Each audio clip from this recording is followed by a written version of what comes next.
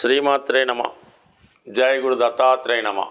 ఈ వీడియోలో మనం ఏప్రిల్ 13 నుంచి 19వ తారీఖు మధ్యలో జరగబోయే వార ఫలాలు వృషభ రాశి వారికి ఏ విధంగా ఉంటాయో పరిశీలిద్దాం. మరి ఈ వారంలో జరిగిన మార్పు గమనించినప్పుడు ఈ వార ప్రారంభంలోనే లాభస్థానంలో ఉన్నటువంటి రవి ఏకాదశ స్థానం నుంచి ద్వాదశ స్థానంలోకి మారడం జరిగింది. ఇది చాలా వరకు చతుర్థాధిపతి వ్యయస్థాన స్థితి, అలాగే రవి 12వ స్థానంలోకి రావడం వల్ల ప్రభుత్వానికి చెల్లించవలసినటువంటి ట్యాక్సులు, పన్నులు వగైరా చెల్లించవలసి ఉంటుంది. అలాగే మీ పిల్లల యొక్క అభివృద్ధికి, వారి యొక్క అవసరాలకు ధనాన్ని ఖర్చు పెట్టడం, వారిని ఏదైనా మంచి విద్యా సంస్థలో చేర్పించడం, అవసరమైతే దూర ప్రాంతం పంపించి చదివించే ప్రయత్నం కూడా జరుగుతూ ఉంటుంది. అలాగే మీ కుటుంబంలో మీ పెద్దవారికో, మీ తండ్రి గారికో, తాతగారికో అనారోగ్య కారణాల వల్ల వారికి కొన్ని వైద్య సేవలు అందించవలసి ఉంటుంది. మీరే దగ్గరుండి వారిని హాస్పిటల్లో జాయిన్ చేయడం కానీ, కొన్ని సఫరీలు చేయడం కానీ చేయవలసి ఉంటుంది. మొత్తం మీద వైద్య ఖర్చులు కూడా ఎక్కువగా ఉంటాయి. ముఖ్యంగా ప్రభుత్వానికి చెల్లించినటువంటి జిఎస్టీ, సేల్ ట్యాక్సు, ఇటువంటి ఇన్కమ్ ట్యాక్స్ వంటివి చెల్లించకపోయినసో అధికారుల నుంచి ఒత్తిడి, వేధింపులు లాంటివి వచ్చే అవకాశం ఉంది. కాబట్టి చాలా వరకు మీరు ఆ విషయంలో కొంత జాగ్రత్త పడితే మంచిది. ముఖ్యంగా ఈ సమయంలో ఏదైనా స్థిరాస్తి కొనడానికి కూడా కొన్ని ప్రయత్నాలు జరుగుతాయి. లేదంటే ఉన్న చోట ఒక స్థిరాస్తి అమ్మడానికి కూడా ఇది అమ్ముడుపోయే అవకాశం ఉంది. అంటే స్థిరాస్తి అమ్మాలన్నా కొనాలన్నా కూడా ఈ రోజుల్లో కొంత కష్టంగానే ఉంది. కాబట్టి ప్రస్తుతం మరి రవి 12వ స్థానంలో ఉండడం వల్ల మీరు ఏదైనా స్థిరాస్తి అమ్మే ప్రయత్నం ఫలిస్తుంది. అలాగే కుజుడి యొక్క స్థితి వల్ల స్థిరాస్తి కొనే ప్రయత్నం కూడా చలిస్తుంది. అంటే ఏదైనా మొత్తం మీద ఖర్చులు అధికంగా ఉంటాయి, అధికారుల నుంచి ఒత్తిడి ఏర్పడుతూ ఉంటుంది. ఏ ప్రయత్నం అన్నా అతి కష్టం మీద నెరవేరుతుంది, మొత్తం మీద సక్సెస్ అయితే అవుతుంది. ఇక గురువు మనకి ఇంకా కొద్ది రోజులు మాత్రమే రాశి యందు సంచరిస్తూ ఉంటాడు. అంటే గురుబలం ఉన్నప్పుడు జాతకుడు చాలా నిజాయితీగా వ్యవహరిస్తుంటాడు. ఏదైనా ఒక పని ఎంబట్నే చేయకుండా దాన్ని పర్యవసానం మంచి చెడు ఆలోచించి నిర్ణయాలు తీసుకోవడం జరుగుతూ ఉంటుంది. ఈ కారణం వల్ల ఏంటంటే పెద్దగా ఎవరు ఎంత ఒత్తిడి పెట్టినా చెల్లించకుండా ఒక నిజాయితీగానే వెళ్ళే అవకాశం ఉంది. కాబట్టి చాలా వరకు గురువు బలం ఉన్నంత వరకు ఈ వారం అంతా కూడా జాతకుడు మంచి కార్యక్రమాలందు ఆసక్తి చూపుతాడు.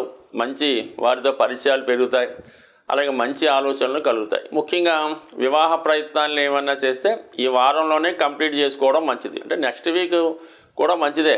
గురువు 2వ స్థానంలోకి వచ్చినప్పుడు కుటుంబ సభ్యుల సంఖ్య పెరగడానికి, వివాహం ద్వారా మరి అల్లుడో లేదంటే కోడలో వచ్చే అవకాశం ఉంది. కాబట్టి మొత్తం మీద వివాహ ప్రయత్నాలు గురుబలంతో మీకు సంపూర్ణమయ్యే అవకాశం ఉంది. ఇక అత్యధికంగా ఈ రాశి వారికి ఏంటంటే 4 గ్రహాలు 11వ స్థానంలో సంచరిస్తున్నాయి. మరి అందులో ముఖ్యంగా శుక్రుడు రాశ్యాధిపతిగా, శుక్రుడు 6వ స్థానాధిపతిగా లాభస్థానంలో ఉండడం వల్ల ఈ రాశిలో ఉన్నవారికి ఉద్యోగ ప్రయత్నాలు ఫలిస్తాయి. ముఖ్యంగా ఈ రాశిలో ఉన్నటువంటి స్త్రీలకి వారి వారి అర్హతను బట్టి గొప్ప అవకాశాలు రావడం జరుగుతుంటుంది. ఏదైనా ఒక రంగంలో ప్రవేశం ఉన్నా, ఒక నాట్యశాస్త్రంలో కానీ, ఒక టైలరింగ్లో కానీ, ఏదన్నా ఒక అద్భుతమైనటువంటి మ్యూజిక్లో కానీ ప్రవేశం ఉంటే వారి యొక్క ప్రతిభకు తగిన గుర్తింపు రావడం, అలాగే ఆదాయం కూడా ఎక్కువగా ఏర్పడే అవకాశం ఉంది. అంటే గతంలో మీరు తీసుకున్నటువంటి వేతనం కన్నా ఇప్పుడు అధిక వేతనం లభించే అవకాశం ఉంది. ఇది ఎక్కువగా సినిమా, టీవీ, మీడియా రంగంలో ప్రవేశం కోరుకున్న వారికి చాలా వరకు ఈ శుక్రుడు ఏకాదశ స్థితి అనుకూలిస్తుంది.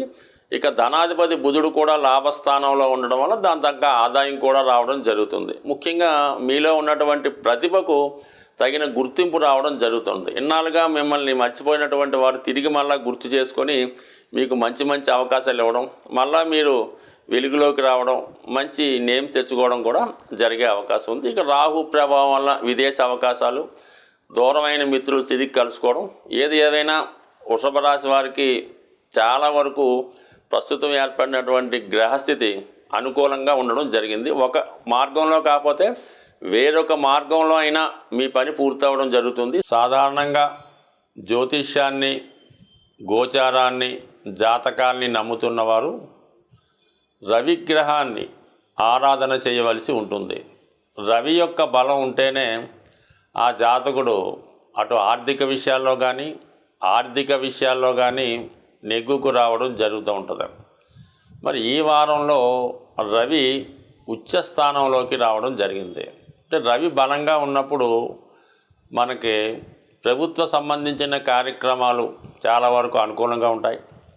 ఏదైనా ఆరోగ్యంలో మంచి ఆరోగ్యం కలుగుతుంది, మంచి ధన సంపద పెరుగుతుంది. ప్రజలు చాలా సౌమ్యంగా ప్రవర్తించి దాన గుణాన్ని కూడా కలిగి ఉంటారు.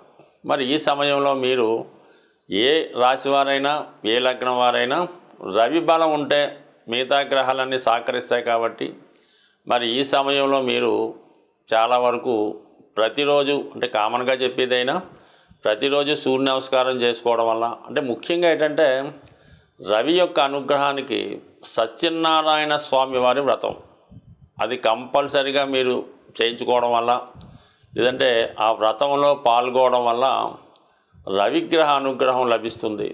తద్వారా మీకు సర్వ సంపదలు కలుగుతూ ఉంటాయి. ఎప్పుడన్నా తెలిసో తెలియకో మనం ఏదంటే కొన్ని కార్యక్రమాలు పెండింగ్లో పడినప్పుడు ఏం చేస్తామంటే ఏదో ఒక దైవాన్ని మనం మొక్కుంటూ ఉంటాం. ఏదో వెంకటేశ్వర స్వామి వ్రతం చేయించుకుంటాం, అమ్మవారికి పూజ చేయించుకుంటాం, లేదంటే ఇచ్చేస్తామని అప్పటికప్పుడు అనుకుంటారు. కానీ కారణాంతరాల వల్ల ఆ కార్యక్రమం పెండింగ్లో ఉండిపోవడం కూడా జరుగుతూ ఉంటుంది. ఎటువంటి మొక్కులు పెండింగ్లో ఉన్నా కేవలం సత్యనారాయణ స్వామి వారి వ్రతం చేసుకుంటే అవన్నీ కూడా శాశ్వతంగా తొలగిపోయే అవకాశం ఉంది. దీనికన్నా ఇంకా సింపుల్ రెమెడీ ఏంటంటే ఆదివారం రోజు గోశాలను దర్శించి మీ యొక్క వెయిట్ ఎంత ఉంటారో దాంట్లో 8వ వంతు గోధుమలు మరి ఆ గోశాలలో డొనేట్ చేయడం కానీ నానబెట్టిన గోధుమలు ఆవుకి తినిపించడం వల్ల అది కొంతవరకు రవిగ్రహ అనుగ్రహం కలుగుతుంది. ఇంకా చాలా తీవ్రమైనటువంటి అనారోగ్య సమస్యలతో కానీ లేదా ఆర్థికపరమైన సమస్యలతో కానీ ఇంకా మనం ఎందుకు పనికిరాం, ఎక్కడికి వెళ్ళినా ఫెయిల్యూర్ వస్తుంది, అటు అన్ని విధాలా సక్సెస్ కాలేకపోతున్నాం అనుకున్న వాళ్ళకి కూడా మరి ఈ గోశాలలో అప్పుడు ఏం చేయాలంటే మీరు ఎంత వెయిట్ ఉన్నారో అంత వెయిట్ సుమారు 70 కేజీలు ఉంటాయి. 70 కేజీలు గోధుమలు ఆ గోశాలలో డొనేట్ చేయడం. దాని తర్వాత ఈ నువ్వులు ఆడిన తర్వాత ఈ తెలగపిండి అంటారు కొన్ని ప్రాంతాల్లో, ఆ మిగిలిపోయినటువంటి ఆ కేకు ఆయిల్ కేకు మీరు ఎంత బరువు ఉంటారో అది గోశాలలో డొనేటెడ్ చేయడం వల్ల 100% ఎంత సమస్యలు ఉన్నా మీకు సాల్వ్ అయ్యే అవకాశం ఉంది. అంటే గోశాలలో డొనేట్ చేయలేని వారు మరి ఏదైనా పారుతున్నటువంటి నదిలో కలిపినా కూడా అవి చేపల ఆహారంగా తినడం వల్ల ఆ సమస్య పరిష్కారం అయ్యే అవకాశం ఉంది. సో ఇంకా చాలా గొప్ప రెమెడీ ఏంటంటే అది అందరికీ సాధ్యం కాకపోవచ్చు. ఏదైనా అమావాస్య రోజు ఒక పీచుతో ఉన్నటువంటి కొబ్బరికాయ లేదంటే వలకుండా ఉన్నటువంటి గ్రీన్ కలర్లో ఉన్న కొబ్బరికాయ కానీ పీచుతో ఉన్నదైతే బెటర్. అటువంటి కొబ్బరికాయ అమావాస్య రోజు ఏదైనా సముద్ర తీరంలో అది విసిరవేసి మళ్ళీ వెనక్కి చూడకుండా రావడం మంచిదన్నమాట.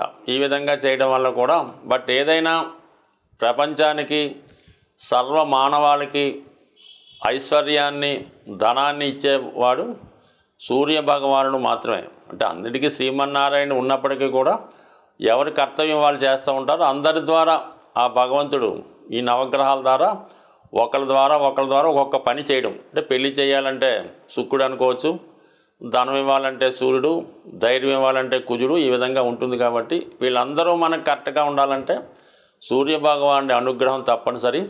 కేవలం నమస్కారం చేత సంతృప్తి చెందే ఏకైక దైవం సూర్య భగవానుడు. మనకు ఉండవలసిందల్లా శ్రద్ధ, నమ్మకం. ప్రతిరోజు శ్రద్ధతో చిన్న 2 నిమిషాలు మీరు సూర్య నమస్కారం చేసుకున్న అఖండమైనటువంటి ఆరోగ్యాన్ని ఐశ్వర్యాన్ని ఇచ్చే ఏకైక దైవం మనకి నిదర్శనంగా కనబడుతున్నటువంటి ప్రత్యక్ష దైవం సూర్య భగవానుడు. స్వస్తి.